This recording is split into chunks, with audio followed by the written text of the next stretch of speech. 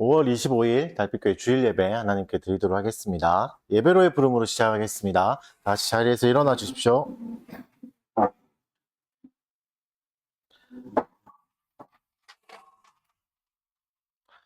우리 주 하나님이여 영광과 존귀와 권능을 받으시는 것이 합당하오니 주께서 만물을 지으신지라 만물이 주의 뜻대로 있었고 또 지으심을 받았나이다 하더라. 아멘. 전능하신 하나님 아버지 감사합니다. 오늘도 복된 날을 허락하여 주시고 주님 앞에 모여서 하나님을 예배하게 해주셔서 감사합니다. 우리의 모든 것들이 하나님께로 향해 있게 하여 주시옵고 쓸데없는 생각과 우리를 방해하는 모든 것들 다 사라지게 해주시고 오롯이 하나님만 남는 또 은혜의 시간 또 영광을 주목하는 예배의 시간이 되게 하여 주십시오. 예수님 이름으로 기도합니다. 네. 찬송하겠습니다. 찬송가 15장 찬송하겠습니다. 하나님의 크신 사랑 하늘에서 내리사 우리 맘에 항상 계셔 온전하게 하소서. 우리 주는 자비하사 무한하시니 두려워서 떠는 자를 구원하여 주소서.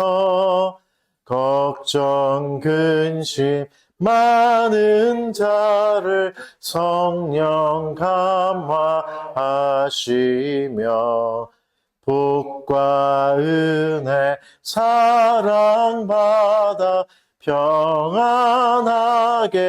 하소서. 처음과 끝이 되신 주님 항상 인도하셔서 마귀 유혹 받는 것을 속히 끊게 하소서.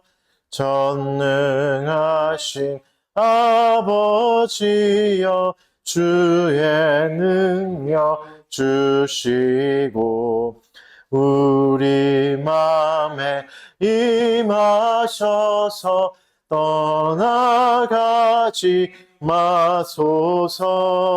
주께 영광 항상 돌려 천사처럼 섬기며 주의 사랑 영영토록 찬송하게 하소서.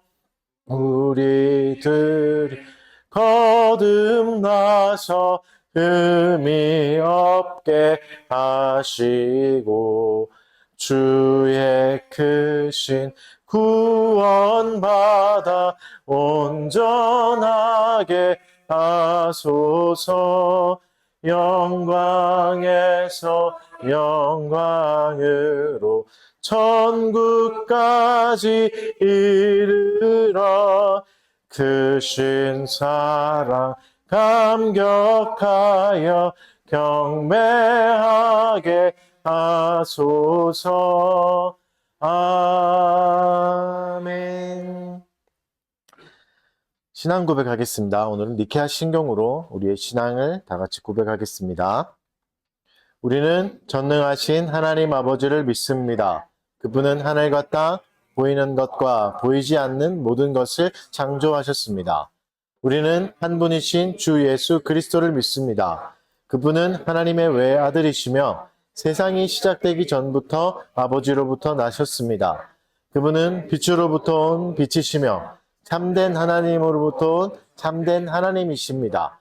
그분은 창조되지 않으시고 출생하셨으며 아버지와 같은 본질을 가지고 계십니다.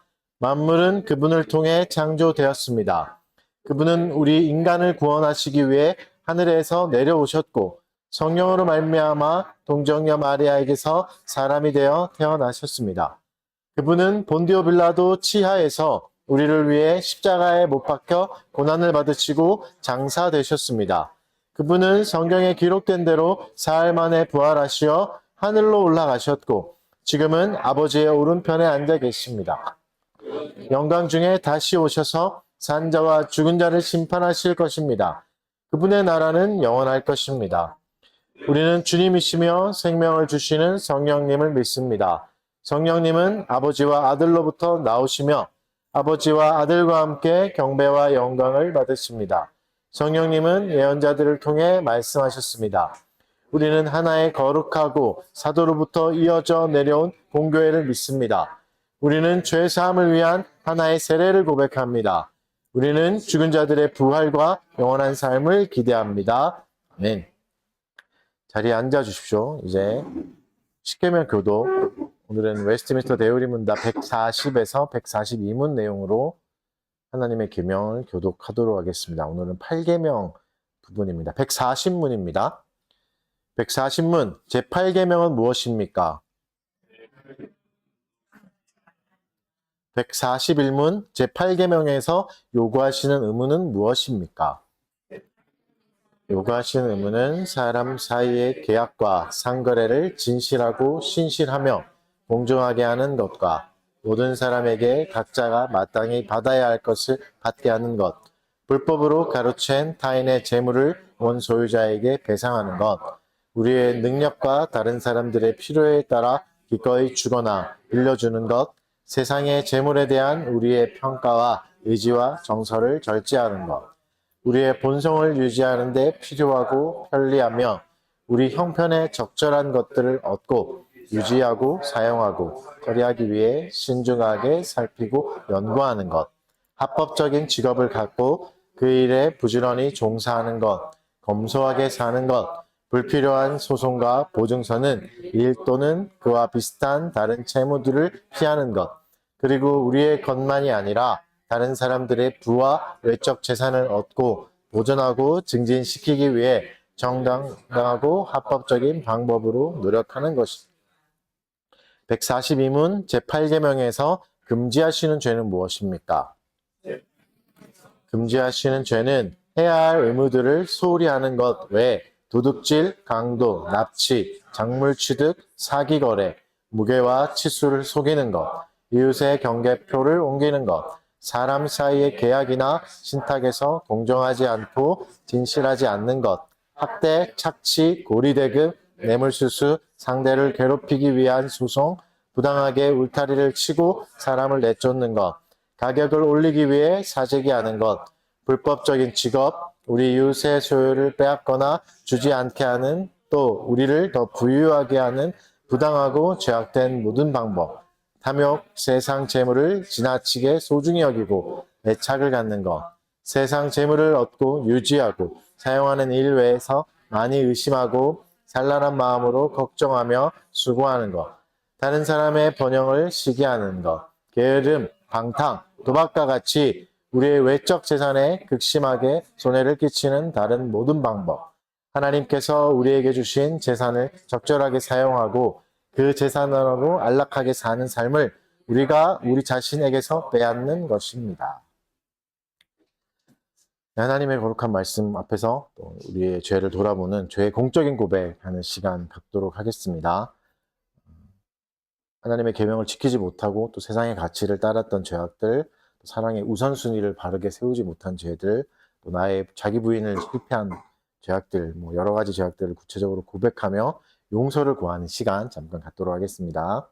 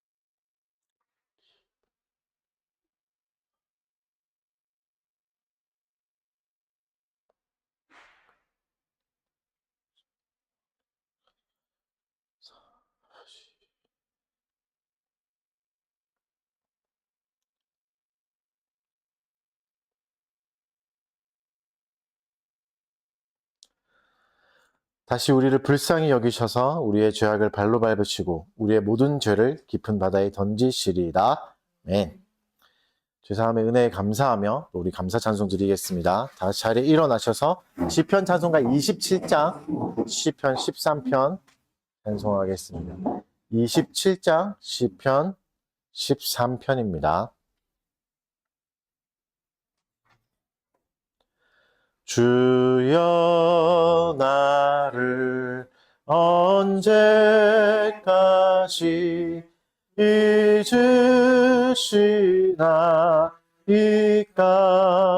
주의 얼굴 언제까지 숨기시나이까 내 영혼이 언제까지 근심하리이까 내 원수가 언제까지 자라리이까 주여 나를 살피시사 응답해 주시고 나로 사망에 잠들지 않게 하옵소서. 두렵건대 내 원수가 날 이겼다 하며 나의 흔들리는 것을 기뻐할까 하네. 나는 주의 인자심 굳게 믿사오니 내 마음이 주의 구원 기뻐하리이다.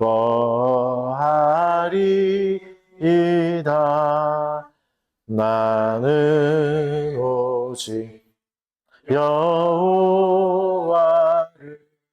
찬송하오리니 이는 주님께서 나를 후대하심이라. 자리에 앉아 주십시오. 목회 기도하겠습니다. 그의 성호를 자랑하라. 여호와를 구하는 자마다 마음이 즐거울지로다. 여호와와 그의 능력을 구할지어다. 항상 그의 얼굴을 찾을지어다. 아멘. 거룩하시고 자비로우신 삼위일체 하나님께 영광을 올려드립니다. 천지를 창조하시고 역사를 주관하시는 전능하신 하나님 아버지, 주의 크신 위엄과 영광, 지혜와 능력을 찬양합니다. 우리를 구원하시고 영원한 생명을 주신 예수 그리스도, 또 주님의 십자가와 사랑과 부활의 권능을 찬양합니다. 우리 안에 거하시고 진리로 인도하시는 성령님, 주님의 위로와 능력을 찬송합니다. 오늘도 우리를 주님의 전으로 불러주시고 예배의 특권을 허락하심을 감사드립니다. 주님의 은혜와 사랑이 우리의 삶 가운데 넘치고 있음을 고백합니다. 거룩하신 주님 앞에 나아가 우리의 죄와 허물을 진심으로 고백합니다. 주님, 우리는 본질상 죄인이었고 또 생각과 말과 행동으로 주님의 뜻을 거스르고 주님의 영광을 가린 일들이 얼마나 많은지 모릅니다.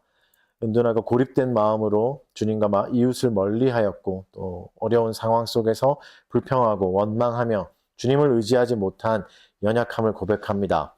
주님의 긍휼과 자비로 우리를 용서하여 주시고 성령께서 우리의 마음을 새롭게 하여 주셔서 진실한 회개와 거룩한 삶으로 인도하여 주시옵소서. 주님의 몸된 교회를 위해서 기도합니다. 전 세계에 있는 모든 교회가 그리스도의 몸의 역할을 바르게 감당하게 하여 주십시오. 말씀과 기도와 성례라는 은혜의 방편을 바르게 사용하여서 세상의 복음의 빛을 비추는 교회가 되게 하여 주십시오. 분열과 갈등이 아니라 화해와 일치가 일어나게 하여 주시고 주의 영광을 드러내고 진리와 사랑과 연합과 거룩함 가운데 굳게 서게 하여 주십시오. 특별히 어려운 시대를 살아가는 교회들이 세상의 빛과 소금의 역할을 포기하지 않고 또 담대히 복음을 전할 수 있는 건강한 교회들로 세워지게 하여 주십시오. 이 나라를 위해서 기도드립니다. 대통령 선거를 앞두고 있는 이 시점에 이 나라를 굽어 살펴주십시오. 이 나라의 지도자들이 하나님을 경외하는 마음과 또 지혜와 공의와 겸손과 성실함을 가질 수 있게 해주십시오. 또 하나님의 다스림을 바르게 나타낼 수 있는 지도자가 세워지게 해주시고 국민 모두가 서로를 존중하고 하나가 되게 하여 주십시오. 어려운 경제적 상황과 혼란한 정치적 상황 속에서 안정을 찾게 해주시고 모든 국민이 평안과 번영 가운데 살아갈 수 있게 해주십시오. 경제적 어려움으로 고통받는 가정들과 개인들을 돌봐주시고 희망과 용기를 잃지 않게 해주십시오. 사랑하는 달빛교회 교우들을 위해 기도드립니다. 먼저 모든 교우들이 몸과 마음이 건강하게 하여 주시고 각종 질병으로부터 보호하여 주시옵소서. 또 스트레스와 우울과 불안으로 힘들어하는 마음들을 치유하여 주십시오.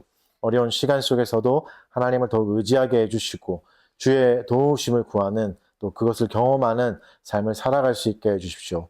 매일의 삶을 성실히 살아가게 해주시고 하루하루를 정직하고 성실하게 하나님 앞에서 바르게 살아가는 교우들이 되게 하여 주십시오. 우리에게 주어진 이웃과 일터와 가정을 잘 섬길 수 있게 해주시고 그곳에서도 하나님의 영광을 바라보게 해주시고 참 기쁨을 누리게 하여 주십시오. 때로는 은둔하고 싶고 고립되고 싶은 마음이 들 때에도 주님과의 교제를 놓치지 않게 해주시고 성도의 교제를 통해 서로를 격려하고 잘 세워가게 하여 주십시오. 특별히 우리 청소년들이 신실한 신앙인으로 잘 자라게 하여 주십시오. 어려운 환경과 유혹 가운데서도 믿음을 잘 지켜나가게 해주시고 하나님을 사랑하고 이웃을 섬기는 건강한 그리스도인으로 성장하게 하여 주십시오. 오늘 또 말씀을 통해서 우리 시대의 아픔을 또 바라보게 해주시고 하나님께 간구하며 치유되게 하여 주십시오. 엘리야가 경험했던 절망과 두려움을 우리도 경험하겠지만 하나님께서 그를 일으키시고 새 힘을 주셨듯이 오늘 우리에게도 동일한 은혜를 베풀어 주십시오. 선포된 말씀을 통해서 하나님을 더 깊이 알게 하여 주시고 더 깊이 만나게 해주시고 성령께서 각 사람의 마음을 감동시키셔서 말씀에 순종하는 삶을 살게 하여 주십시오. 오늘도 말씀의 은혜가 풍성하게 임하여 모든 참석자들의 마음에 생명의 역사가 일어나게 해주십시오. 이 모든 간구와 기도를 우리의 유일한 중보자이시며 대제사장이신 예수 그리스도 이름으로 올려드립니다. 아멘. 말씀 보겠습니다. 오늘 말씀은 열왕기상 19장 1절에서 18절 말씀입니다.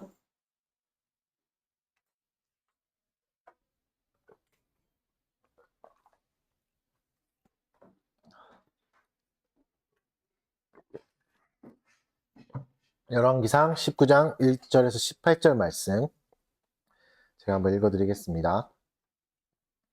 아합이 엘리야가 행한 모든 일과 그가 어떻게 모든 선지자를 칼로 죽였는지를 이세벨에게 말하니 이세벨이 사신을 엘리야에게 보내어 이르되 내가 내일 이맘때에는 반드시 내 생명을 저 사람들 중 한 사람의 생명과 같게 하리라. 그렇게 하지 아니하면 신들이 내게 벌 위에 벌을 내림이 마땅하니라 한지라.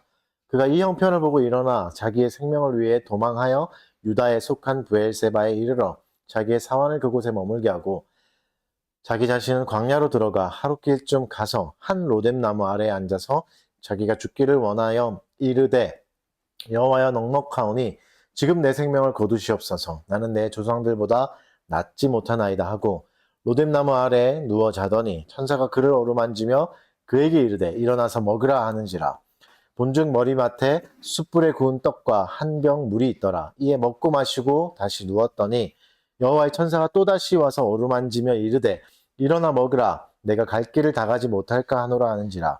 이에 일어나 먹고 마시고 그 음식물의 힘을 의지하여 40주 40야를 가서 하나님의 산 호렙에 이르니라. 엘리야가 그곳 굴에 들어가서 머물더니 여호와의 말씀이 그에게 임하여 이르시되 엘리야야 내가 어찌하여 여기 있느냐. 그가 대답하되 내가 만군의 하나님 여호와께 열심히 유별하오니 이는 이스라엘 자손이 주의 언약을 버리고 주의 제단을 헐며 칼로 주의 선지자들을 죽였음이오며 오직 나만 남았거늘 그들이 내 생명을 찾아 빼앗으려 하나이다. 여호와께서 이르시되 너는 나가서 여호와 앞에 산에 서라 하시더니 여호와께서 지나가시는데 여호와 앞에 크고 강한 바람이 산을 가르고 바람을 부수나 바람 가운데 여호와께서 계시지 아니하며 바람 후에 지진이 있으나 지진 가운데에도 여호와께서 계시지 아니하며 또 지진 후에 불이 있으나 불 가운데에도 여호와께서 계시지 아니하더니 불 후에 세미한 소리가 있는지라. 엘리야가 듣고 겉옷으로 얼굴을 가리고 나가 굴 어귀에 섬에 소리가 그에게 임하여 이르시되 엘리야야 내가 어찌하여 여기 있느냐. 그가 대답하되 내가 만군의 하나님 여호와께 열심히 유별하오니 이는 이스라엘 자손이 주의 언약을 버리고 주의 제단을 헐며 칼로 주의 선지자들을 죽였으며며 오직 나만 남았거늘 그들이 내 생명을 찾아 빼앗으려 하나이다. 여호와께서 그에게 이르시되 너는 내 길을 돌이켜 광야를 통하여 다메섹에 가서 이르거든 하사엘에게 기름을 부어 아람의 왕이 되게 하고 너는 또 님시의 아들 에후에게 기름을 부어 이스라엘의 왕이 되게 하고 또 아벨 무홀라 사밧의 아들 엘리사에게 기름을 부어 너를 대신하여 선지자가 되게 하라. 하사엘의 칼을 피하는 자를 에후가 죽일 것이요 예후의 칼을 피하는 자를 엘리사가 죽이리라. 그러나 내가 이스라엘 가운데 7,000명을 남기리니 다 바알에게 무릎을 꿇지 아니하고 다 바알에게 입맞추지 아니한지라. 네, 오늘은 은둔의 끝에서 은혜의 시작으로라는 제목 가지고 말씀 전하도록 하겠습니다. 오늘은 단편 설교를 하려고 합니다. 이제 설교를 하게 된 계기는 이제 다큐멘터리를 보게 됐습니다. 고립 중년들에 관한 이야기였습니다. 고립 청년이란 말이 나온 지 20년이 됐대요. 20년이 됐으니까 그 당시에 고립되었던 사람들이 이제는 중년이 된 거죠. 청소년 시기를 지나 청년의 시기를 지나 중년이 된. 그래서 중년이 돼서 이제 문제가 뭐냐면 통계에 잡히지 않습니다. 청소년들이나 청년까지는 통계를 내거든요. 고립된 사람이 누구냐? 학교도 안 가고 뭐 취업 활동도 안 하고 진학도 안 하고 아무것도 안 하고 있는 사람이 누구냐? 이렇게 해서 이제 내는데 중년은 그렇게 이제 잡히지 않는 거죠. 이제 통계에 나온 대로 보면 고립 청소년들을 보면 전체 청소년의 5.2%, 한 5% 정도 되는 14만 명 정도가 이제 고립되어 있고 방에 고립되어 있고 청년은 54만 명입니다. 다 합치면 68만 명이죠. 그러니까 최소 68만 명 정도. 굉장히 많은 사람이에요. 안양시 인구가 54만 명이거든요. 그럼 68만 명이 엄청나죠. 68만 명이 비슷한 인구가 천안시의 인구가 68만 명 정도 되거든요. 비슷하죠. 그 정도 사람이 이제 방에 있고 나오지 못하는 그런 상황입니다. 그러니까 시간이 너무 많이 흘렀으니까 엄청나게 이제 괴롭고 어려운 시간을 다들 보냈겠죠. 고립 은둔 이 문제가 좀 심각한 이유는 이제 원인이 명확하지 않다는 겁니다. 명확한 원인이 있어서 그렇겠지라고 하지만 사실 그렇지 않습니다. 명확한 원인이 있다면 대비하거나 고치거나 뭐 이렇게 해서 할 수 있겠으나 명확하지 않죠. 그 말은 무슨 말이죠? 저와 여러분도 언제든지 고립될 수 있고 방에서 나오지 못할 수가 있습니다. 그런 일이 일어날 수 있는 거죠. 누구에게나 일어날 수 있습니다.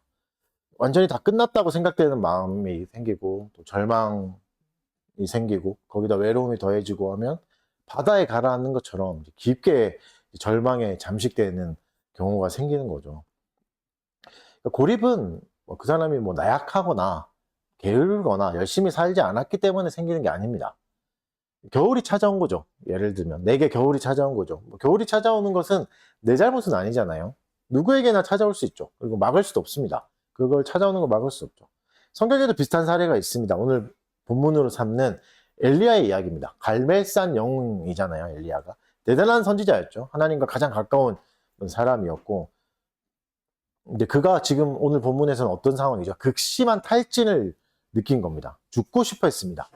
근데 그가 나약한 사람이어서 그랬을까요? 아니면 게을러서 그랬을까? 그렇지 않다는 건 여러분이 너무 잘 아시죠? 바로 직전에서 갈멜산에서 바알과 아세라 선지자, 뭐 실제로는 바알 선지자들이 많이 있었지만 850명과 함께 홀로 싸웠죠. 홀로 싸워가지고 이겼지 않습니까? 그것만 봐도 나약한 사람이 아닙니다. 그리고 게으른 사람도 아닌 거죠. 그러니까 씩씩하고 강인한 사람도 얼마든지 인생의 겨울을 만날 수 있습니다. 엘리야도 이렇게 된 것처럼 강한 사람도 이렇게 될 수 있습니다. 죽고 싶어하고 완전한 절망에 빠질 수 있습니다. 그래서 오늘은 이 주제를 좀 살펴봤으면 좋겠습니다. 고립된 이웃을 주제로 한번 삼고 나눠보려고 합니다. 물론 뭐 여기 계신 분 중에 실제로 은둔하신 분도 없고 뭐 경험도 없겠지만 제가 알기는 없겠지만 고립 은둔자에게 필요한 것은 이해입니다. 다른 사람들의 이해. 그래서 이제 우리가 경험하지 않았더라도 이것을 이해하고 알아가는 게 훨씬 더 중요한 거죠. 다른 사람의 시선과 이해가 너무 중요하기 때문입니다. 그래서 이 문제가 결국 사회과학 문제거든요. 사회과학은 이제 어렵습니다. 일단은 섣부른 판단하고 섣부른 진단은 문제를 더 악화시킵니다. 자연과학은 원인과 결과가 명확하죠. 자연과학은 뭐죠? 이런 거죠. 뭐 일정한 기압에 물의 온도를 계속 높일 때 100도씨가 딱 되면 일정한 기압 안에서 물이 끓어오른다, 기체가 된다, 기화된다. 이게 자연과학이잖아요. 원인과 결과가 명확해요. 근데 사회과학은 그렇지 않습니다. 원인과 결과가 특정되지 않습니다. 다양한 원인이 있어요. 그래서 결과를 만들어내죠. 그래서 한두 가지 조건을 바꾼다고 해서 이 결과가 달라지거나 이러지 않아요. 예를 들어서 부동산 문제, 이게 이제 사회 문제다. 집이 없는 사람은 없고 있는 사람은 너무 많고 양극화된다. 이거를 어떻게 해결할 건가? 뭐 규제를 더 높게 하자, 세금을 더 높이자. 그렇다고 안정이 되는가? 또 그렇지도 않아요. 한두 가지를 조정한다고 해서 안정되지 않는 거죠. 이게 사회 과학이에요. 사회 문제는 이렇습니다. 다양한 원인이 있어서 이것들을 다 이해해야 되고 상관관계도 이해해야 되고 잘 파악하면서 해답을 내놓아야 됩니다. 그렇다고 해서 원하는 결과를 얻을 수도 없는 거. 이게 사회과학이죠. 또 다양한 변수가 생기기 때문에 명확한 해결책을 내놓기는 어렵습니다.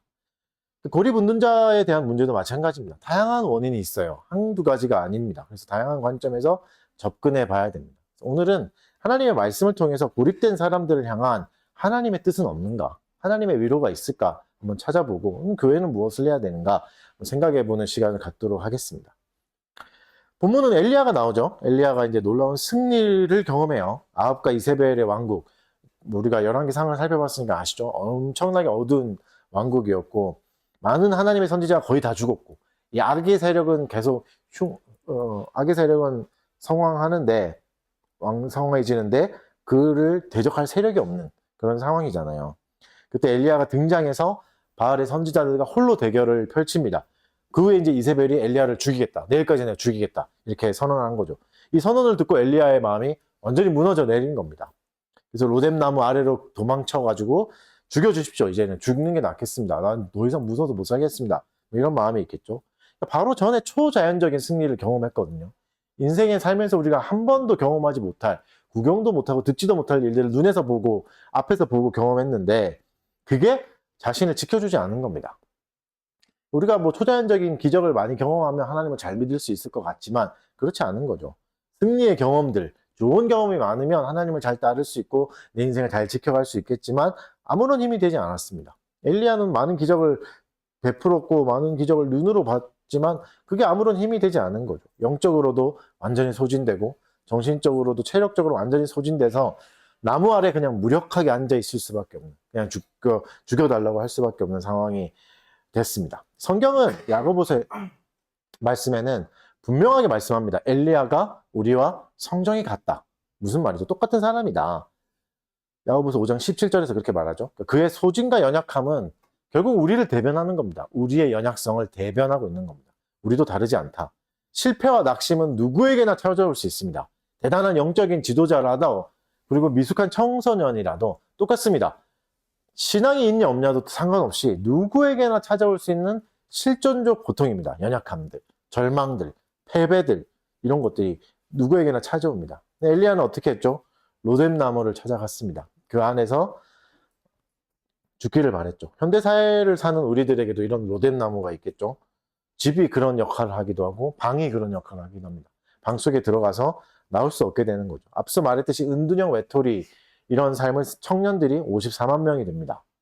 통계에 잡히지 않는 은둔 중년들도 있죠. 꽤 많이 있습니다. 점점 많아지고 있고. 그러니까 이런 사람들이 오랜 시간을 고립된 상태로 살아가고 있는 거죠. 명확한 이유를 진단할 수 없습니다. 그래도 이들이 고립을 선택하게 된 다양한 이유가 있는데 이게 다층적인 이유, 복합적인 요인들을 한번 살펴보겠습니다. 정리해본 책에서 이제 정리하거나 논문에서 정리한 내용들이 있는데 몇 가지가 있는데 몇 가지를 좀 말씀드리겠습니다. 먼저는 사회적 압박이 있습니다. 사회 경제적 압박. 뭐죠? 치열한 경쟁이 있어요. 치열한 경쟁에서 오는 스트레스가 큽니다. 취업을 실패하거나 학업의 경쟁에서 밀려나는 것, 성적이 떨어지거나 이러는 것들. 또 고용된다고 해도 고용이 안정적이지 않잖아요. 언제 잘릴지 모르고 불안하죠. 그리고 우리 사회에는 능력주의가 깊게 뿌리 내려 있습니다. 어느 대학을 나왔느냐, 어떤 정도로 버느냐, 능력 있는 게 성실한 거 아니냐, 능력 없는 거는 게으른 거 아니냐, 이게 능력주의잖아요. 특히 이제 비교하는 문화도 너무 강하고 실패를 용납하지 않는 사회적 문화가 있습니다. 사회적 문제. 실패하면 그냥 도태돼 버리는 거. 약한 거지. 네가 잘못한 거지. 이렇게 해버리는 문화가 있는 거죠.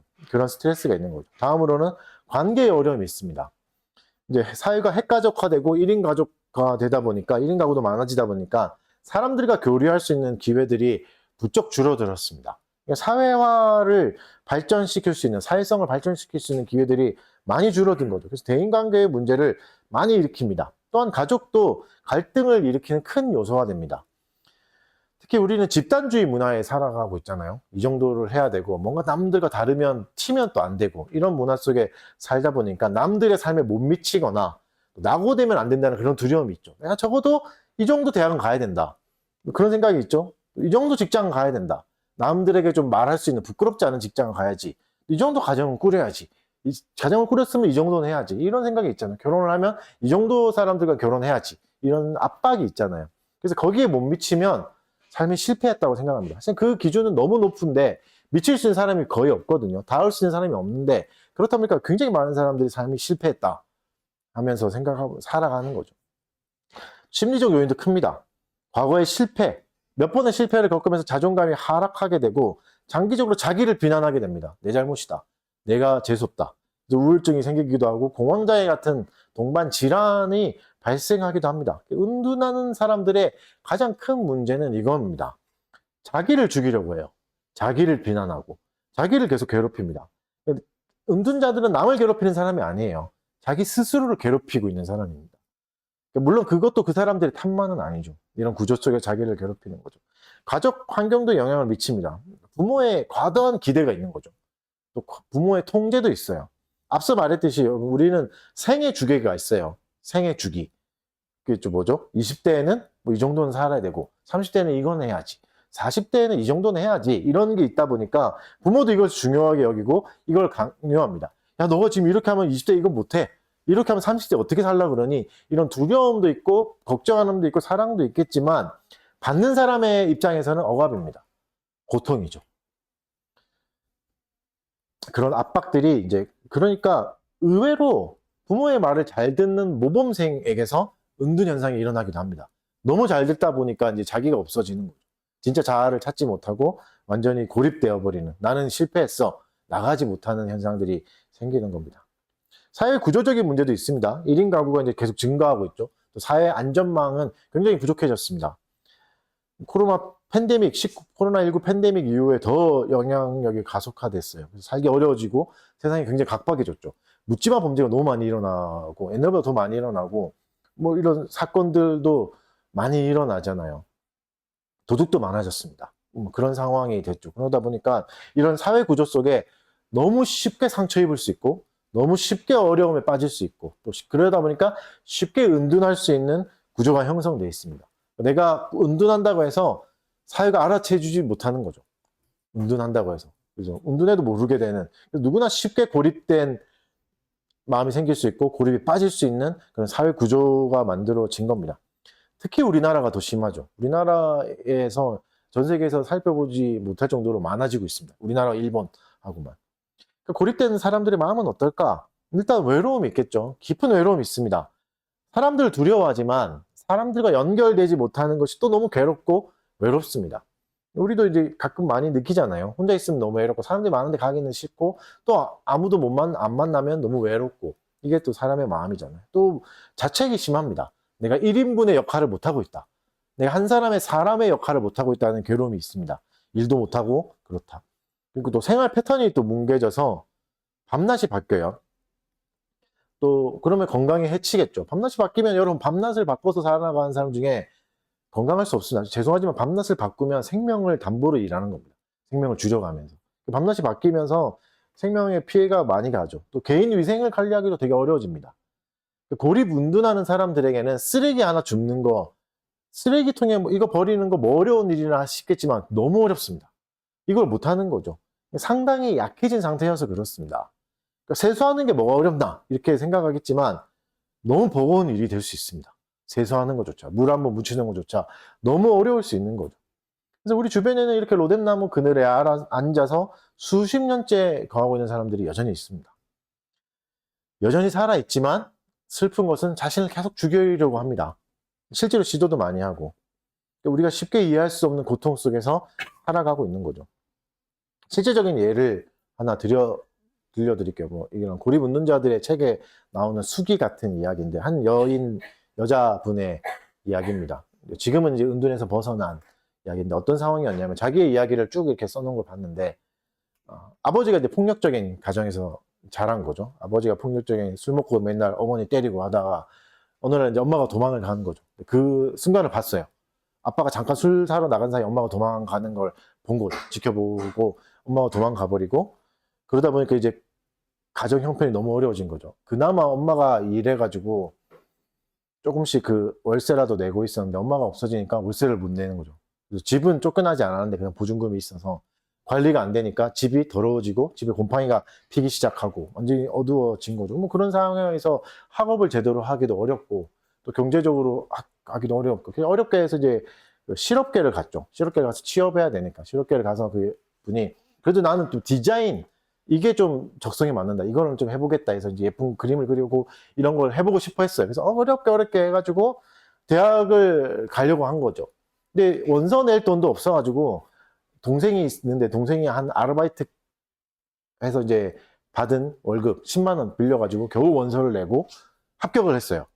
합격을 해도 이제 문제인 게 뭐 집세 낼 돈도 없고 밥도 먹을 수준이 안 되는데 어떻게 대학을 가겠어요. 그래서 할머니에게 이제 처음으로 이제 부탁했답니다. 그래서 할머니도 어렵지만 어렵게 이제 빚을 내서 500만 원을 이제 학비에 할 수 있게 입학금 내게 빌려왔는데 그날 아버지가 사고를 친 거죠. 술집에서 이제 술 먹고 싸우다가 사건을 일으켜서 합의금을 물어줘야 되는 거예요. 그래서 그 할머니에게 빌렸던 500만 원을 합의금으로 내고 아버지를 이제 찾아오고 대학은 못 가게 된 거죠. 그때부터 이제 이 분의 삶이 어그러져서 은둔에 들어가게 됩니다. 다 실패했으니까. 내가 아버지는 맨날 술 먹고 뭐 폭력적이고 이러다 보니까 살 수 있고 한 방에 원룸에서 사니까 뭐 방이 따로 있는 것도 아니고 그런 공간에 살다 보니까 괴로운 시간을 보냈죠. 그래서 은둔하다 보이고 아무것도 안 하다 보니까 살도 찌고 자신의 외모는 너무 다 추해 보이고 지인이 보기에 너무 살쪄서 이제 뭔가 취업을 시도하기도 두렵고 그렇게 해서 이제 몇 번 취업을 했으나 또 이제 그 적응하기도 어렵고 그래서 재택 아르바이트 그래서 뭐 핸드폰 액세서리 이렇게 붙이는 그런 거로 이제 연명했대요. 그러면서 사회를 복귀를 하고 또 실패하고 그러다가 이제 그런 사람들의 모임들이 좀 있거든요. 그 모임에 가서 그냥 가만히 앉아 있다 오고 그래서 나와 비슷한 사람들을 만나다 보니까 이제 좀 회복이 돼서 이제 지금은 이제 자신에 대한 이야기도 쓸 수 있고 일도 하게 된 상태가 된 사람들. 그러니까 문제를 보십시오. 굉장히 복잡하죠. 문제가 다양하잖아요. 뭐 어떠한 불행이 한 번에 다 겹쳐서 오는 것 같은 상황이 온 거죠. 이게 이렇습니다. 이게 어렵습니다. 근데 이게 뭐 되게 막 특별한 예 같지만 의외로 굉장히 많아요. 의외로 굉장히 많은 예들이 있고 의외로 이런 상황들이 많이 생길 수 있습니다. 그러면 하나님은 이런 사람들을 어떻게 대하실까? 어떻게 반응하실까? 사실 이게 더 중요하잖아요. 엘리야를 대하시는 모습에서 오늘 답을 찾아볼 수 있습니다. 하나님이 먼저 엘리야를 만나보셨죠. 찾아가셨죠. 어떻게 하셨죠? 책망하지 않으셨습니다. 너 왜 이러고 있니? 왜 믿음이 없니? 야, 정신 차리고 나가서 밖에서 뭐라도 해. 이러지 않으셨습니다. 어떻게 하셨죠? 아무 말도 안 하시고 천사를 보내셔서 어루만져 주시잖아요. 마사지 해주시고 떡과 물을 공급해 주십니다. 육체적 필요를 채워주신 겁니다. 몸이 지친 몸을 만져주신 거죠. 그러면서 오늘 본문에는 일어나 먹으라 라는 권면이 2번이나 나옵니다. 일어나 일하라가 아닙니다. 일어나 뭐라도 해라. 그게 아니라 바깥에 산책이라도 이게 아니라 먹으라. 그래서 엘리야의 필요를 하나님이 세심하게 살피신 겁니다. 그리고 공급하신 겁니다. 이것을 보여주신 거예요. 그러니까 하나님이 연약한 사람들에 대해서 여전히 관심을 가지고 계시고 사랑을 가지고 계십니다. 하나님이 연약한 자를 볼 때 네가 사회인으로 기능을 잘하고 있느냐 이걸 보는 게 아니라 너에게 무엇이 필요하냐? 이걸 먼저 보시는 거죠. 그리고 이것을 채워주시는 거죠. 뭐 이게 엘리야뿐만이 아닙니다. 창세기에서는 쫓겨난 하갈, 성령님이 오셨나? 쫓겨난 하갈은 부정한 여인이잖아요. 성경에서 주인공이 아니거든요. 그 여인이 쫓겨났을 때, 그리고 아들 이스마엘이 죽어갈 때, 울부짖을 때 하나님 어떻게 하시죠? 물을 주세요. 살려주세요. 그리고 하나님을 만나고 이름을 붙여주시는, 이거는 어떤 서사냐면 족장서사예요. 하나님 만나서 뭔가의 기적을 일으키시고 거기에 이름을 붙여주시는 것은 이스라엘의 족장들에게만 하시는 일인데 하갈에게 하십니다. 그죠? 연약하고 지친 사람의 비명 같은 기도를 들어주신 겁니다. 하나님이 연약한 자의 기도를 들어주십니다. 그리고 이제 하나님이 엘리야를 어떻게 하죠? 호렙산 동굴로 인도하십니다. 가기 전에 먹이신 거죠. 갈 수 있게 충분히 몸도 풀어주고 갈 수 있게 인도해 주십니다. 여기 있으면 안 되니까 더 안전한 곳으로 옮겨주시는 거죠. 거기서 엘리야에게 물어보십니다. 어찌하여 여기 있느냐? 여러분 이건 책망하는 게 아닙니다. 물어보시는 겁니다. 순수하게 물어보시는 거예요. 그래서 뭐죠? 마음을 열고 그의 하소연을 듣고 싶어하는 표현입니다. 그래서 두 번이나 똑같은 말을 하잖아요. 그래서 여러분 고립운둔자에게 필요한 게 이겁니다. 가족들이 해야 될 가장 첫 번째 일이 이겁니다. 육체적 필요를 공급하고 말을 들어주는 거. 그들의 말을 들어주는 거. 어떤 상태에 있고 어떤 마음인지를 들어야 됩니다. 공감과 경청이 중요한 역할을 하는 거죠. 무엇을 요구하기 전에 들어줘야 됩니다. 하나님도 어떻게 하시죠? 강한 바람이나 지진, 불 같은 압도적인 자연현상으로 말씀하지 않고 세미한 소리로 말씀하십니다. 들릴랑 말랑한 소리, 엘리야에게만 들리는 소리, 요란한 세상의 소리나 강한 능력이 아니라 침묵이죠. 깊은 침묵과 내면의 대화로 엘리야를 만나 주시는 겁니다. 그러면서 대화를 이어가시죠. 그래서 여러분 우리가 완전히 지칠 때가 올 거고 나약해질 때가 올 겁니다. 그때는 침묵 속에서 하나님을 만나고 하나님의 세미한 음성을 들을 수 있어야 됩니다. 뭔가 대단한 능력이 필요하지 않습니다. 하나님이 그때도 나를 버리지 않는다는 믿음을 가지고 계시죠. 작은 소리로 속삭이신 하나님을 꼭 경험하시기를 바랍니다.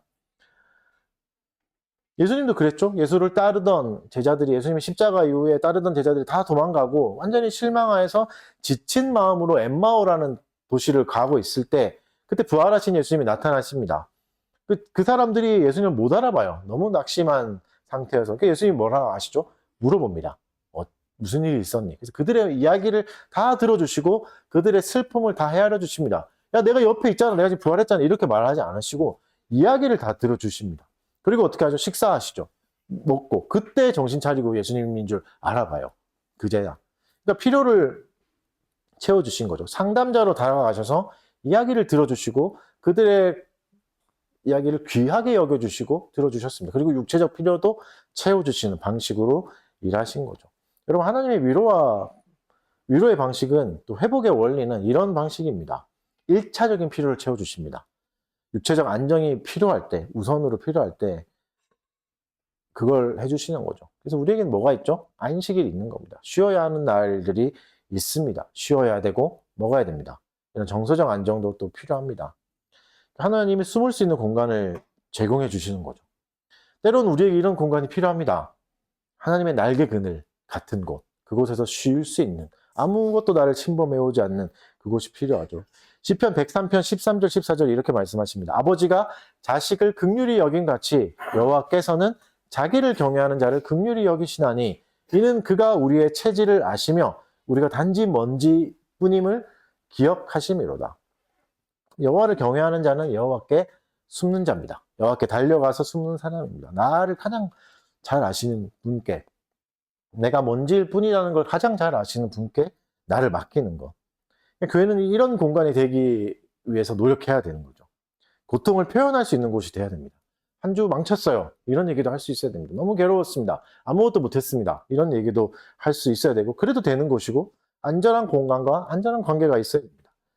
물론 뭐 이렇게 생각할 수 있죠. 왜 그런 곳이 못 되냐? 뭐 이렇게 비판할 수도 있겠죠. 근데 그 전에 이런 곳을 만들 수 있는 노력을 해야 됩니다. 이런 것은 어떻게 만들어지는 거죠? 지금부터 그렇게 합시다. 이렇게 한다고 되는 게 아니잖아요. 이게 뭐냐면 이게 결국 문화예요. 문화의 문제입니다. 문화를 만드는 것은 쉽지 않습니다. 문화가 정착될 수 있어야 됩니다. 문화가 되려면 어떻게 되죠? 서로가 서로를 잘 배려하고 서로가 서로를 배려하는 것이 눈에 보일 정도가 돼야 돼요. 그때 문화가 생기죠. 나는 이래. 나의 특성은 이래. 그러니까 네가 여기에 맞춰. 이런 순간에 문화가 생길 수 없습니다. 나만 편하게 되는 거죠. 타인의 특성도 똑같이 존중해주고 그것이 타인도 느낄 수 있을 만큼 서로가 느껴질 수 있을 때 문화가 되는 거죠. 비난할 때는 문화가 생기지 않습니다. 강제한다고 문화가 생기는 게 아닙니다. 저 사람이 나를 배려하고 있구나. 내가 또 당신을 배려하고 있습니다. 이게 느껴져야 문화가 되는 거죠. 그래서 쉽지 않고 오래 걸릴 수 있습니다. 뭐 당장 안 된다고 너무 그렇게 생각을 해서는 안 됩니다. 오래 목표를 두고 여기를 향해 가는 거죠. 그러면 이제 교회가 고립하고 은둔한 사람들에게 어떤 위로를 제공할 수 있을까? 뭐 앞에서 제가 이제 고립하는 은둔에서 나온 사람들의 예를 얘기해 드렸지만 사실은 이제 그 방식은 위험합니다. 간증 방식, 교회 간증 방식. 제가 옛날에는 고립된 사람이고 은둔이었지만 이제는 벗어났습니다. 이렇게 말하는 거. 이것도 위험합니다. 왜냐하면 나도 했으니까 당신도 할 수 있습니다. 이게 평범한 사람에게는 괜찮겠지만 마음을 다치고 연약한 상태에서는 굉장한 압박이 됩니다. 뭐야, 나도 저렇게 가야 되는 거야? 저 사람들 앞에 서야 되는 거야? 이런 압박이 될 수 있고 강제적 변화를 요구하는 것이기 때문에 이것 자체로 또 가해가 될 수 있고 상처가 될 수 있습니다. 그래서 그런 방식은 조심해야 됩니다. 하나님이 보여주신 방식은 뭐죠? 엘리야에게 엘리야 연약했는데도 일어난 사람 보여줘서 너도 이렇게 하는 게 아니죠. 필요를 채워줬습니다. 아무것도 요구하지 않고 필요를 채워줬습니다. 따뜻한 밥 한 끼, 진심 어린 경청, 기다림 이런 것이 필요합니다. 이런 것을 할 수 있는 건 대단한 능력입니다. 이걸 할 수 있는 사람은 많지 않습니다. 그러니까 좋은 경험을 한 사람은 많죠. 이런 어려움에서 이겨낸 사람은 있겠으나 이걸 할 수 있는 사람은 많이 없습니다. 그래서 이 교회의 복은 어둠에서 일어난 사람이 많아지는 게 복이 아니라 이런 능력을 갖춘 사람이 생기는 게 사실 복된 일입니다. 기다려줄 수 있는 사람, 진심 어린 경청을 할 수 있는 사람, 따뜻한 밥 한 끼를 그냥 먹을 수 있는 사람. 예수님의 말씀을 그대로 실천하는 거죠. 수고하고 무거운 짐진 자들아 다 내게로 오라. 내가 너희를 쉬게 하리라 하셨던 말씀대로 실천할 수 있는 예수님의 초청을 전할 수 있는 사람이 필요한 거죠. 그래서 우리가 이걸 조심해야 될 게 이겁니다. 뭐 우리가 교리를 공부했는데 이렇게 많은 말씀을 들었는데 왜 이래? 이렇게 말할 수 있겠죠. 엘리야도 그랬죠. 엄청난 승리를 했잖아요. 엄청난 승리를 했습니다. 많은 사람이 다 죽었고 하나님 살아계심을 다 봤어요. 그렇다고 해서 어떻게 됐죠? 세상이 즉각적으로 변했나요? 안 그랬습니다. 여전히 이세벨은 악했고 사실 더 악독하게 변해버렸습니다. 나 엘리야 죽일 거다. 하나님을 봤는데 하나님의 기적을 맛봤는데도 바알의 선지자가 다 죽는 걸 봤는데도 더 악독해져요. 그러니까 한 번의 승리가 세상을 변화시킬 수 없을 때가 더 많습니다. 세상은 즉각적으로 변하지 않습니다. 그래서 여러분 우리에게는 인내가 필요합니다. 수련회를 가거나 뭐 부흥회를 한다고 해서 엄청나게 세게 은혜를 받는다 해서 즉각적으로 변하지 않습니다. 하나님이 그걸 요구하시지 않죠. 성화는 어떻게 이루어지는 거죠? 점점 더 죄에 대해서 죽고 점점 더 하나님에 대해서 사는 게 성화잖아요. 점점이라고요. 점점. 순차적으로. 그리고 뒤로 다시 물러갈 때도 있고. 그러니까 즉각적인 변화, 즉각적인 효과만 바라서는 안 돼. 빠르게 뭔가 얻는 것은 빠르게 사라지는 것, 문제가 있는 겁니다. 그래서 즉각적인 변화만 바라게 되면 조급해지고 초조해지고 절망에 빠지기가 너무 쉽습니다. 안 되는구나. 이거 진짜 안 되는구나. 이렇게 생각할 수 있는 거죠. 중년이 될 수 있죠. 방에서 중년이 될 수 있습니다. 그렇다고 여러분 인생의 모든 기회가 날아가 버린 건 아닙니다. 이미 늦었다. 사실은 없습니다. 이거는. 이미 늦었다는 없습니다. 본격적으로 삶을 시작하는 시간은 다 달라요. 40이 돼서 인생을 시작할 수도 있습니다. 40이 돼서 50이 돼서 할 수 있어. 50대에 결혼할 수도 있습니다. 총각 여러분 희망 가십시오. 50에 결혼할 수도 있어요. 60대부터 새로운 일을 할 수도 있어요. 그러니까 그걸 누가 정해놓은 거냐고요. 60대부터 새로운 인생을 할 수 있어요. 뭐가 맞고 뭐가 틀렸다. 아니요. 그런 게 어딨어요. 하나님의 작정과 섭리 안에서는 우리의 삶을 그렇게 바라봐야 됩니다. 나이대에 누가 하나님이 그렇게 정했나요? 성경에서 그렇게 말하나요? 이때는 이 정도는 해야 돼. 이 나이에는 이걸 이뤄야 돼. 아니요. 하나님은 한 번도 그렇게 요구하신 적이 없습니다. 작정을 믿어라. 하나님의 섭리를 믿으라고 말씀하시지. 아브라함과 사라를 보십시오. 아브라함이 100세, 사라가 90세에 이삭을 낳았어요. 100세 때 육아를 시작한 겁니다. 100세 때 육아를 시작한 거예요. 모세 또한 그랬죠. 혈기왕성했죠. 40대 세상을 바꾸겠다. 노예를 다 해방하겠다 했을 때 그냥 이집트의 군사 한 명 죽이는 것밖에 할 수 없었습니다. 40대 열망이 있을 때. 40년이 지나서 80세가 돼서 내가 말도 잘 못합니다. 그런 고백이 나올 때 사역이 시작됩니다. 그때 부르심을 받아요. 이스라엘의 지도자가 됩니다. 인생을 마무리하는 시점이잖아요. 80세면. 그때 사역이 시작된 거예요. 80세에. 엘리사벳과 사가라도 또한 마찬가지로 누구죠? 세례요한의 어머니 아버지잖아요. 노년에 세례요한을 잉태해요. 그리고 그들의 꿈이 이루어집니다. 노년에. 여러분, 그래서 우리의 생애 주기는 내 노력과 나의 열심에 달려있지 않습니다. 열심히 한다고 빠르게 얻을 수 있나요? 아니요. 철저히 하나님의 계획입니다. 하나님의 작정이고 작정 안에 있는 겁니다. 그러니까 여러분, 조급해하지 마십시오. 내가 아무리 조급해한다고 해서 그걸 빨리 얻을 수는 없습니다. 하나님의 때가 있는 거죠. 나는 지금 너무 늦은 것 같겠지만 하나님의 작정 안에서, 섭리 안에서 순리대로 잘 흘러가고 있는 겁니다. 하나님이 지금도 일하시고 있습니다. 그래서 가장 완벽한 순간에 우리 인생에, 가장 완벽한 타이밍에 우리 인생을 이끌어 가시기 위해 디자인하시고 이끌어 계십니다. 내가 인생을 너무 돌아가는 거 아닌가? 왜 자꾸 이렇게 헤매고 있지라고 하겠지만 모든 순간이 하나님이 허락하신 시간이고 우리에게 필요한 시간입니다. 버릴 것은 없습니다. 길이 보이지 않는다고 해서 조급해하지 마십시오. 아직도 늦지 않았습니다. 하나님의 때는 완벽합니다. 완벽해요. 우리의 시간표와 하나님의 시간표는 완전히 다릅니다. 베드로후서 3장 8절, 사랑하는 자들아 주께는 하루가 천년 같고 천년이 하루 같다는 이 한 가지를 잊지 말라. 하나님의 시간표는 달라요. 하루도 천년같이 쓰시고 천년도 하루같이 쓰실 수 있습니다. 완전히 다르다고요. 시간 밖에 계신다고요. 그래서 우리 인간의 시간표를 뛰어넘는 하나님의 시간표가 반드시 존재합니다. 그것을 믿고 기다리십시오. 멈춤 시간이 아니라 지체하는 시간이 아닙니다. 하나님의 계획 안에 있는 시간이고 지금도 하나님의 시간 속에서 우리는 살아가고 있는 겁니다. 몇 년, 몇십 년의 공백이 생길 수도 있겠지만 아니요, 하나님 안에서는 그것 또한 새로운 시작을 위한 디딤돌이 됩니다. 새로운 인생이 또 시작될 수 있습니다. 그래서 여러분, 하나님의 작정이 그만큼 중요한 겁니다. 하나님의 섭리를 믿는다는 것이 이렇게 중요합니다. 그 안에서 어떤 인생도 늦은 인생은 없습니다. 그냥 하나님의 때가 있는 거죠. 각자의 분량에 맞게 각자의 주어진 시간표대로 살아가는 겁니다. 빠른 삶도 없고 느린 삶도 없습니다. 하나님의 작정이 있는 거죠. 그래서 여러분, 하나님이 생명을 포기하려는 엘리야에게 새로운 임무를 주십니다. 대단한 성공을 했잖아요. 그 위로 말도 안 되는 말이에요. 죽여주십시오. 이렇게 해버려요. 더 열심히 해보겠습니다. 뭐 이게 아니라. 근데 하나님은 어떻게 하시죠? 실망하지 않고 네가 나한테 어떻게 그럴 수 있냐 실망을 표현하지도 않고 다시 엘리야의 인생에 새로운 목표를 또 주십니다. 새로운 목표를 주세요. 목적과 의미를 부여해 주세요. 그래서 여러분, 인생의 의미는 인생의 주인이신 하나님으로부터 나옵니다. 여러분, 우리의 인생의 의미는 내가 이때까지 뭘 성취했는가, 내가 이때까지 뭘 가졌는가, 뭘 갖췄는가, 거기에 있지 않습니다. 하나님께 있습니다. 엘리야만큼 성취한 사람이 어디 있고 엘리야만큼 이룬 사람이 어디 있습니까? 거기서 인생의 의미가 나왔습니까? 아니요. 거기서 인생의 의미가 나오지 않았어요. 하나님이 다가오실 때 그 인생의 의미가 생긴 겁니다.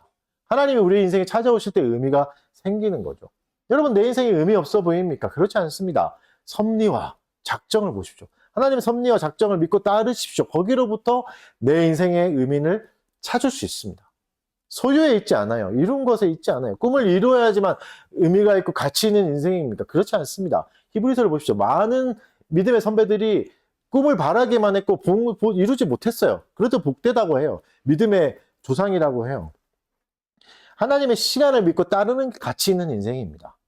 하나님은 우리의 인생의 가치를 부여해 주십니다. 거기에 나이와 지금의 상태는 아무런 방해도 되지 않고 아무런 상관도 되지 않습니다. 하나님은 어떻게 하시죠? 나만 홀로 남았다는 엘리야에게 바알에게 무릎 꿇지 않는 7,000명이 있다. 알려주십니다. 여러분, 나만 상처받은 것 같고 나만 버려진 것 같고 나만 고독한 것 같지만 하나님은 어둠의 시기에게도 7,000명을 준비하고 계셨습니다. 이때 시기는 말도 안 되는 시기예요. 선지자가 다 죽었어요. 어떻게 7,000명을 준비시켜요? 가르칠 사람도 없는데. 그러나 하나님은 그 안에서 7,000명이라는 말도 안 되는 숫자를 준비하고 계신 겁니다. 가르쳐 줄 사람 하나 없는데. 시편 119편 71절, 고난당한 것이 내게 유익이라. 이로 말미암아 내가 주의 율례들을 배우게 되었니. 나이다.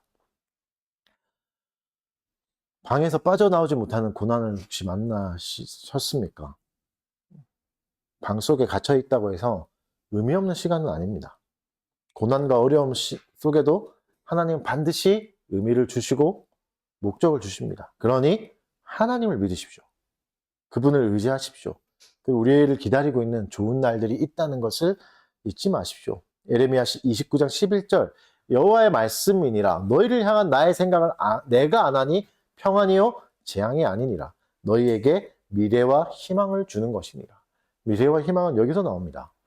내가 뭔가를 이루고 뭔가를 갖춘다고 해서 미래가 생기고 희망이 생기는 게 아니라 하나님의 생각에서 나온다고요. 하나님의 생각에서 우리의 미래와 우리의 희망이 생기는 겁니다. 하나님은 우리가 어떤 상태에 있더라도 우리를 포기하지 않습니다. 하나님의 계획은 인간에게 갇히지 않기 때문입니다. 머리카락도 세신다는 분이 우리를 왜 모르겠습니까? 우리의 가치는 여기서 나온 겁니다. 거듭 말씀드리지만 얼마나 많은 성취를 이루었느냐? 아니요. 어떤 성적을 얻었느냐? 아니요. 얼마를 받고 있느냐? 아니요. 얼마를 모아놨느냐? 아닙니다. 우리의 가치는 내가 하나님의 형상이라는 이 놀라운 영광에서 이미 정해졌습니다. 나는 하나님의 형상이다. 하나님의 형상 닮게 만들어진 존재라는 거에서 이미 가치는 정해졌습니다. 여기에 뭘 더할 겁니까? 뭘 더하고 뺀다고 해서 내 영광이 더 커지거나 더 줄지도 않습니다. 내가 아무리 오랜 시간 동안 갇혀있고 내 인생에 오랜 시간 동안 고립되어 있다 할지라도 하나님의 시간표는 그대로 움직이고 있습니다. 한치의 오차도 없이. 여전히 하나님은 계획을 가지고 계시고 소외된 사람을 위해서도 공동체를 예비하고 계십니다. 80세 모세에게 새로운 인생이 시작된 것처럼 당신의 남은 삶에도 하나님의 놀라운 역사가 시작될 수 있습니다. 하나님이 엘리야에게 7,000명의 동역자가 있다는 걸 알려주셨듯이 교회는 이걸 보여줘야 됩니다. 함께 있음을 보여주는 공동체가 돼야 됩니다. 좀 더 그들을 이해하기 위해서 노력해야 되고 그들을 인내하고 받아주고 함께 할 수 있는 힘을 길러야 됩니다. 고린도전서 후서 1장 3절 4절 찬송하리로다 그는 우리 주 예수 그리스도의 하나님이시요 자비의 아버지시요 모든 위로의 하나님이시며 우리의 모든 환난 중에서 우리를 위로하사 우리로 하여금 하나님께 받는 위로로서 모든 환난 중에 있는 자들을 능히 위로하게 하시는 이로다. 어떤 환난이 있더라도 위로할 수 있는 게 하나님의 힘입니다. 어떤 환난이 있어, 어떤 고난, 기가 막힌 절망이 있다 할지라도 하나님이 반드시 위로할 수 있습니다. 하나님 반드시 그 영혼을 살릴 수 있습니다. 그래서 여러분 무엇보다도 우리가 열심을 내야 되는 건 하나님을 아는 겁니다. 하나님을 알기 위해서, 알아가기 위해서 더 노력해야 되고 그리스도를 더 의지하기 위해서 적극적인 삶을 살아가야 됩니다. 그게 먼저 교회가 갖춰야 될 태도잖아요. 하나님을 알아야 하나님과의 내가 작정을 먼저 누려야 섭리를 진짜 믿어야 그들에게 이 위로를 전할 수 있는 거죠. 예수님이 이 땅에 사역하실 때도 마찬가지였습니다. 사역하실 때도 소외된 자들을 먼저 찾아가셨고 병든 자들을 직접 찾아가시고 친구가 되어주셨고 그들과 하는 공동체, 식사 공동체를 계속 만들어 가셨잖아요. 여러분 고립된 사람들에 대한 편견을 조심하셔야 됩니다. 명확한 이유가 있다는 건 편견입니다. 무슨 이유가 있어서 저럴 거야. 이건 편견입니다. 없을 수도 있습니다. 약한 사람이 아닐 수도 있고 게으른 사람이 아닐 수도 있습니다. 고립운동을 경험한 사람 중에 미국 유학을 갔다 온 사람도 있어요. 미국에서 유학하다가 그렇게 되기도 한다고요. 누구에게는 일어날 수 있는 일입니다. 그리고 운둔자들은 탈출을 시도합니다. 너무 괴로우니까 죽기보다 차라리 나가서 죽자 이렇게 해서 운둔을 탈출해보는 사람도 있어요. 그러다가 또 실패해서 다시 갇히는 사람도 있습니다. 그러니까 한 번에 안 될 수 있습니다. 한 번에 안 된다고 해서 포기하면 안 됩니다. 꾸준한 관심과 기다림이 필요합니다. 한 번에 안 됐으면 또 다음에 시도해보고 또 할 수 있게 해줘야 됩니다. 인정하고 그들의 시간을 인정해주고 기다려줄 수 있는 여유가 있어야 되는 거죠. 이게 힘입니다. 판단과 경쟁이 없는 쉼터로서의 기능도 좀 해야 됩니다. 물론 판단과 경쟁이 무조건 나쁜 건 아니에요. 이 기능도 해야 됩니다. 교회가 이런 시설을 갖추고 도와야 한다는 것은 아닙니다. 이미 잘하고 있는 단체들이 있고 이미 이제 그 단체를 후원하고 또 소개하는 일들, 지지하는 일들만 해도 이 정도만 해도 좋다고 생각합니다. 신자들이 좀 더 넉넉한 자세와 삶의 태도를 갖추는 것도 중요합니다. 그렇게 사람들을 대할 수 있는 사람들이 늘어가는 게 더 유익합니다. 고립운둔 자녀들을 위한 또 부모들도 중요합니다.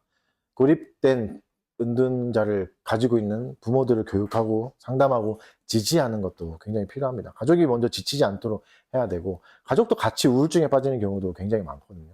그들도 올바른 접근을 할 수 있게 도와줘야 됩니다. 무엇보다도 교회가 한몸됨을 잘 알려줄 수 있어야 되죠. 하나님의 작정과 섭리 안에서 드러나는 인내와 용납, 이런 걸 가르쳐 줄 수 있는 영적인 공급처가 돼야 됩니다. 교회 교육도 너무 중요하죠. 또 능력주의의 방식을 가져와서 교회에 적용하는 것은 조심해야 됩니다. 성경에서 드러난 교육 방법을 잘 가르칠 수 있어야 됩니다. 여러분, 경쟁 사회가 우리에게 스트레스를 너무 많이 주지만, 그럼 경쟁이 나쁜 건가? 사실 그렇지는 않습니다. 바울은 신앙을 어떻게 표현하죠? 믿음의 경주라고 표현해요. 경주는 뭐죠? 경주는 달리기. 달리기는 경쟁이에요. 분명히 경쟁이 있어요. 믿음의 경쟁. 성경은 경쟁을 이야기합니다. 그러면 우리 사회에서 겪는 경쟁과 뭐가 다르죠? 신앙의 경쟁은 이 사람을 눌러야 내가 이기는 게 아닙니다. 이 사람보다 내가 더 빨리 달려야 내가 더 큰 상을 받고가 아니에요. 끝까지 가는 겁니다. 끝까지 가는 거. 표대를 바라보고 갈 수 있는. 그리고 또 뭐가 있죠? 함께 가는 겁니다. 경쟁은. 이 사람과 함께 내가 갈 수 있는 경쟁. 그게 경쟁이죠. 뭐하고 싸우는 거죠? 나 자신과의 싸움인가? 그게 아니죠. 죄와의 싸움입니다. 경쟁은. 성경이 말하는 경쟁은 죄와의 싸움입니다. 죄와에서 점점 멀어지고, 그러고 또 어디에 가까워지죠? 점점 표대에 가까워진다는 건, 꼬린 지점에 가까워진다는 건 뭐죠? 하나님께 가까워지는 겁니다. 하나님께 가까워지기 위해서 애쓰는 게 경주입니다. 우리 인생에서 드러내야 될 경쟁은, 진짜 해야 될 경쟁은 이겁니다. 하나님께 내가 가까워지고 있는가? 나를 붙잡고 있는 죄에서 멀어지고 있는가? 이게 더 중요합니다.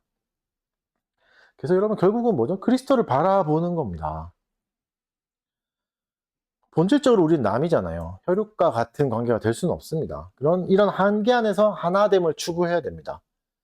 본질적으로 다르지만 하나님 우리를 한 몸으로 부르셨잖아요. 그래서 각자의 개성을 유지하면서 하나됨을 가져야 돼요. 그러기 위해서 그리스도가 필요합니다. 그리스도가 뭐니까? 머리니까. 그럼 우리가 뭐가 되는 거죠? 지체가 되는 거죠. 누구는 손일 수 있고, 누구는 발일 수 있고, 누구는 몸의 다른 부분일 수 있는 거죠. 독특하게 다르지만 하나됨을 이루는 거. 그래서 지체인 거죠. 나의 개성도 그대로 살아있고, 나의 모습도 그대로 살아있으면서, 그러면서도 하나가 되는 것. 결국은 뭐가 있는 거죠? 컨트롤 타워가 있는 거죠.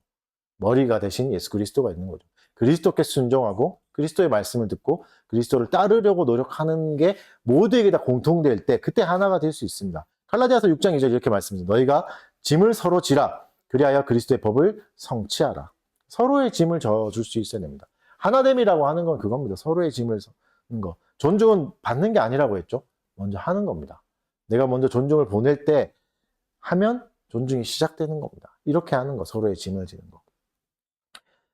엘리야는 절망의 끝에서 다시 시작하는 하나님의 은혜를 맛보았습니다. 하나님은 탈진하여 실패한 엘리야를 버리지 않으셨어요. 원초적인 필요를 채워주시고 그를 먹이시고 위로해 주셨습니다. 새로운 사명과 목적을 주셨죠. 마찬가지로 하나님이 우리가 고립되어 있는 순간이 온다 할지라도 우리를 찾아오실 겁니다. 설령 그게 20년이 넘는다 할지라도. 모세는 40년이 넘었는데 찾아오셨습니다. 깊은 터널이라 할지라도 하나님 반드시 찾아냅니다. 그리고 일어나 먹으라고 말씀하실 겁니다. 내 길 다시 가라고 격려해 주실 겁니다. 또 다른 사명을 주실 겁니다. 이 시간에 고립된 청년이 있고 고립된 중년이 이 영상을 혹시나 보신다면 당신의 이야기는 아직 끝나지 않았습니다. 로뎀나무가 내 방이 내 인생 끝인 것 같지만 그곳은 끝이 아닐 수 있습니다. 시작될 수 있습니다. 오히려 새로운 시작일 수 있습니다. 하나님의 시간표 안에서 당신의 삶이 새롭게 시작될 수도 있습니다. 오랜 시간 멈춰 있을 수도 있습니다. 그렇다고 해서 하나님의 사랑과 계획에서 배제되거나 잊혀졌다고 말할 수 없습니다. 하나님은 여전히 일하고 계시고 나와 함께 해줄 7,000명을 준비하고 계십니다. 이 시대에 살아가는 우리는 상처가 많습니다. 나만 아픈 게 아니라 모두 아픕니다. 소리 없이 고통받고 있는 사람들은 다 있습니다. 그래서 실제로 위로가 되는 하나님을 말할 수 있어야 됩니다. 실제로 위로가 되는. 그러기 위해서 내가 먼저 실제로 하나님의 작정과 섭리를 믿고 삶에 적용해야 됩니다. 이걸 먼저 할 수 있어야 됩니다. 하나님의 관점으로 내 인생을 좀 바라볼 수 있어야 됩니다. 여러분, 나만 보게 되면 나는 왜 이렇게 불행해? 나는 왜 이렇게 재수없어? 나는 왜 이렇게 상처가 많아? 나만 왜 이렇게 괴롭혀? 이렇게 하게 되면 하나님이 보이지 않습니다. 믿음의 눈으로 여호와 하나님을 경외해야 됩니다. 하나님이 여전히 나의 삶의 설계자시고 나를 누가 천만인이 둘러치고 있지만 모두가 나를 죽이려고 하고 있지만 하나님이 계시지.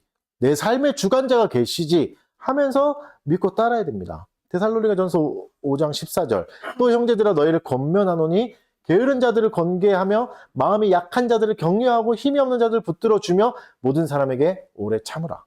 이게 작정과 섭리를 믿는 사람에게서 나오는 힘입니다. 모든 사람에게 취해야 될 나의 태도가 이겁니다. 여러분, 옳고 그름을 분별하는 사람이 모자라서 사회가 어려워지는 게 아닙니다. 물론 그런 사람도 필요하지만 공감과 사랑을 전해줄 사람도 필요합니다. 하나님의 말씀 안에서 균형을 잡고 있는 사람이 필요한 거죠. 조급함 대신에 인내를 통해서 이것을 실천할 사람이 필요합니다.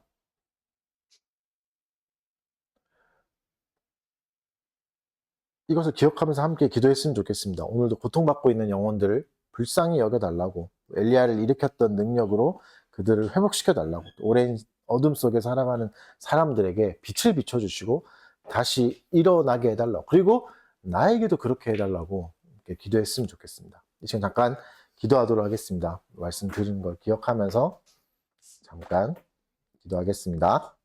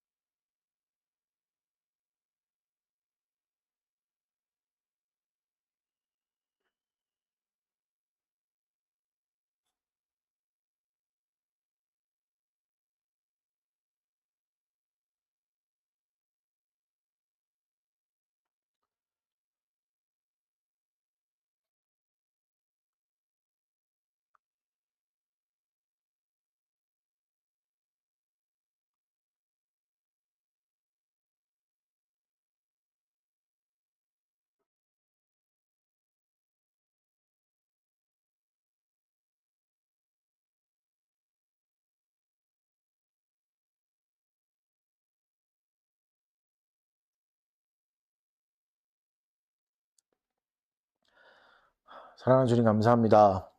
이 시간에도 고립되고 은둔하고 있는 우리의 이웃들을 기억하여 주시고 그들에게 찾아가셔서 필요를 채워주시고 그들의 이야기를 들어주시고 위로하시는 하나님의 은혜를 하나님 기대합니다. 연약한 자들에게 먼저 찾아가 주시고 병든 자를 고쳐주셨던 예수님을 기억합니다. 한 번도 책망하지 않으시고 연약한 자들을 오히려 귀하게 여겨주셨던 예수님의 그 태도가 우리에게도 생기게 하여 주시옵소서. 지금도 고통받고 있는 사람들이 있다면 위로하여 주시고 하나님을 바라보게 해주시고 진정한 섭리와 또 작정 안에서 내 인생을 좀 바라보면서 하나님을 기다리며 인내하게 해주십시오. 영광이라는 또 하나님이라는 그 결승점에 달려가는 믿음의 경주를 잘하게 하여 주시고 나만 가는 게 아니라 또 함께 걸어갈 수 있고 함께 죄에서 멀어지고 하나님께 더 가까워지는 믿음의 경주를 할 수 있는 우리 모든 달빛교회 교우들을 되게 하여 주시옵소서. 감사드리며 예수님 이름으로 기도드립니다. 네.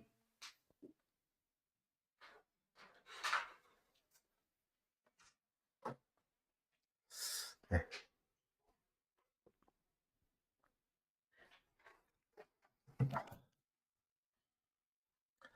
성찬하겠습니다.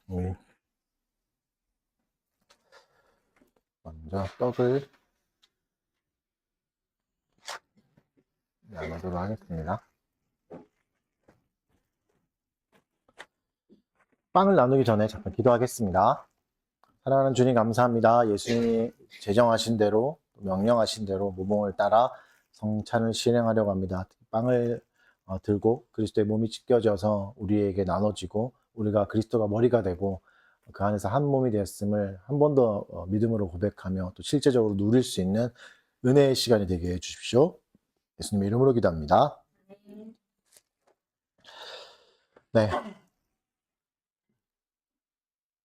우리가 일주일 동안 어떤 삶을 살았든지 상관없이 그리스도께서 우리를 또 은혜의 보좌로 또 초대하고 계십니다. 은혜의 방편으로 내 살을 먹으라 말씀하시고 계십니다. 그리스도께서 십자가에서 자신의 몸이 찢어져서 우리에게 나눠주시고 우리를 하나가 되게 하신 것처럼 이 시간에 빵을 받으시고 또 그리스도의 몸에 참여하는 시간을 갖도록 하겠습니다. 한 분씩 나오셔서 받도록 하겠습니다.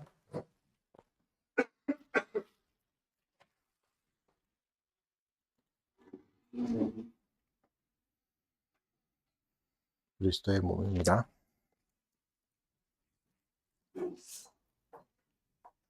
그리스도의 몸입니다.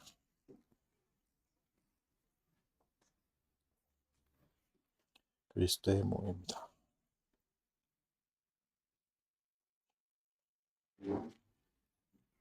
그리스도의 몸입니다.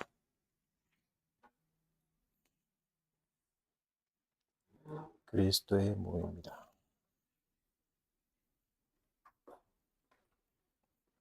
그리스도의 몸입니다.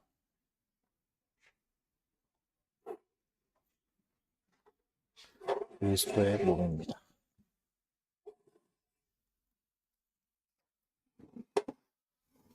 그리스도의 몸입니다.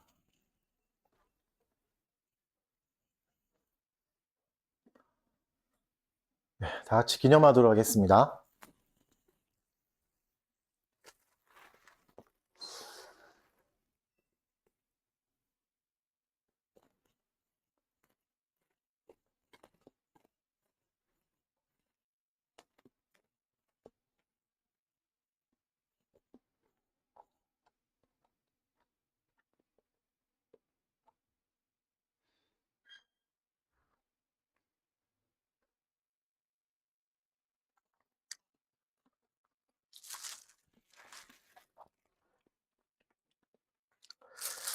잔을 나누겠습니다. 잠깐 기도하겠습니다.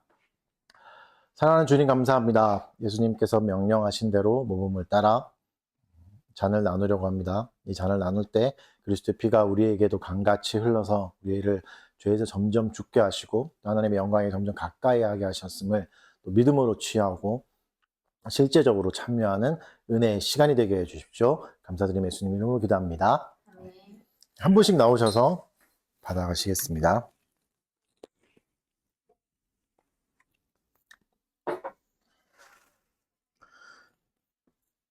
그리스도의 피입니다.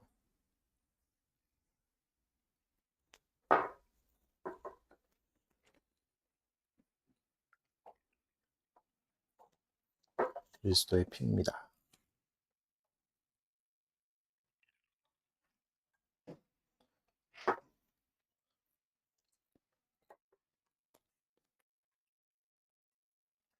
그리스도의 피입니다.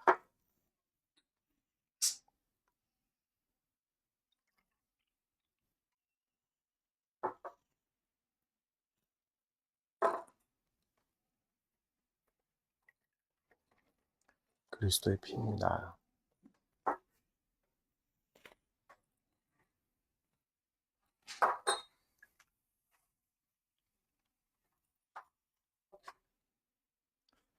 그리스도의 피입니다.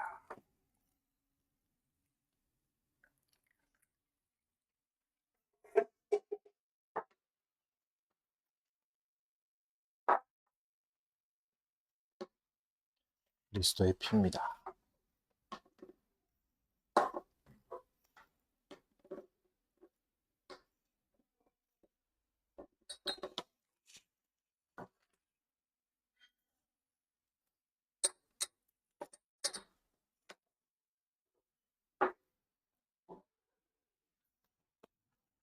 그리스도의 피입니다.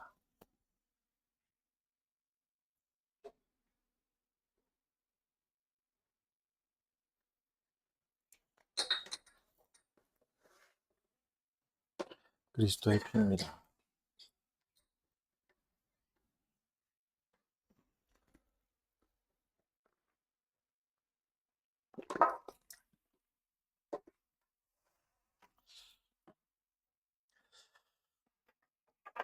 네, 다 같이 일어나셔서 감사 찬송하겠습니다. 찬송가 301장 찬송하겠습니다. 지금까지 지내온 것 주의 크신 은혜라 한이 없는 주의 사랑 지루 말하랴. 자나깨나 주의 손이 항상 살펴주시고 모든 일을 주 안에서 형통하게 하시네. 몸도 마음도 연약하나 새 힘마다 살았네. 물 붓듯이 부으시는 주의 은혜 족하다. 사랑 없는 거리에 나 험한 산길에 맬 때 주의 손을 굳게 잡고 찬송하며 살리라. 주님 다시 배울 날이 날로 날로 다가와 무거운 짐 주께 벗을 날도 멀잖네. 나를 위해 예비하신 고향 집에 돌아가 아버지 품 안에서 영원토록 살리라. 아멘. 헌상 기도하겠습니다. 사랑하는 주님 감사합니다. 주님 우리 인생에 은혜를 베풀어 주시고 지키시고 보호해 주시고 보존하여 주셔서 하나님께 드릴 것들이 생기게 해주신 것 감사드립니다. 우리에게 주신 것들 또 하나님께 돌려드리며 영광을 표현하게 해주시고 또 이웃에 대한 사랑도 그렇게 표현할 수 있게 해주시옵소서. 연약한 자들을 위로하고 세우는데 이 물질이 잘 쓰이게 하여 주시고 교회를 건강하게 세우는데 또 열심을 다하는 우리 달빛교회 교우들에게 도와주시옵소서. 감사드리며 주님 이름으로 기도합니다. 강복선언으로 예배 마치도록 하겠습니다. 여호와는 내게 복 주시기를 원하며 여호와는 그 얼굴을 내게로 비추사 은혜 베푸시기를 원하며 여호와는 그의 얼굴을 내게로 향하여 드사 평강 주시기를 원하노라. 아멘. 네, 자리에 앉아 주십시오.